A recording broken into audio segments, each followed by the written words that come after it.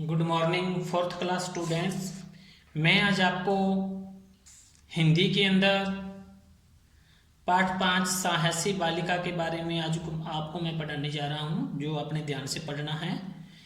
इसमें देखो, यहाँ से हम सबसे पहले यहाँ से पढ़ेंगे। इस पाठ में समुद्र तट के निकट रहने वाली उस साहसी बालिका का चित्रण है जिसने अपनी जान की परवाह न करके डूबते हुए जहाज के 14 यात्रियों को बचाया।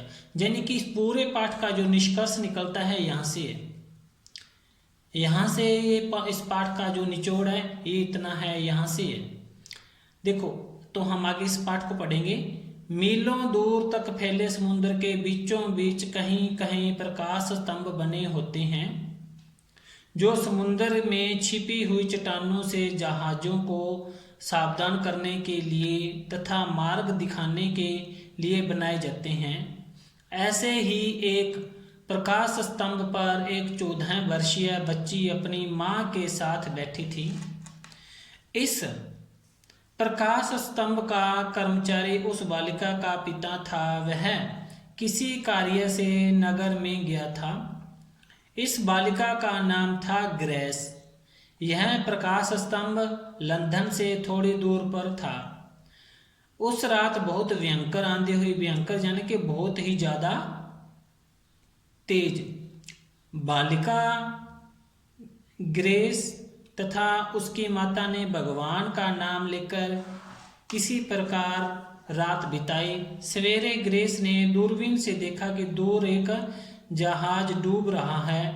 वह वीर बालिका उसी क्षण अपनी नाव लेकर समुद्र में उतर पड़ी। आंधी अभी पूरी तरह रुकी नहीं थी। समुद्र की लहरें बहुत ऊंची उछल रही थी, किंतु बालिका के मन में यही लगन थी कि यात्रियों को बचाना है।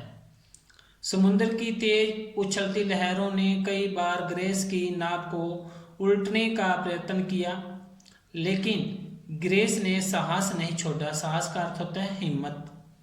किसी प्रकार वह जहाज के पास पहुंची। उसने देखा कि जहाज डूब चुका है, परंतु एक लकड़ी के तख्ते पर 14 यात्री किसी प्रकार चिपके हुए हैं। ग्रेस ने एक एक करके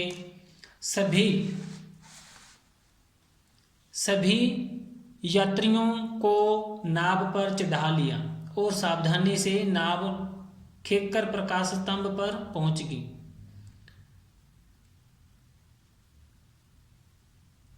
ग्रेस बहुत थक गई थी। नाव से उतरते ही वह माता की गोद में जा गिरी।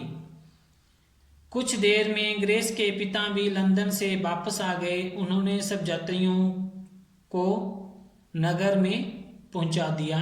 सभी यात्रियों ने उस साहसी हिम्मत बालिका के सुखी जीवन के लिए भगवान से प्रार्थना की तथा उसे अनेक उपहार दिए। प्रार्थना यानी कि विनती की, उपहार बहुत यानी कि कीमती तोहफे वगैरह देना।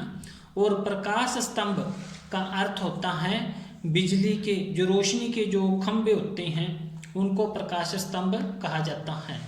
तो प्रिय बच्चों, इस पाठ को आपने अच्छी तरह पढ़ लेना है और इस वीडियो को भी अच्छी तरह देखना है और एक सुलेख के रूप में इसको एक पेज आपने लिखना भी है और अच्छी तरह पढ़ना भी है। धन्यवाद।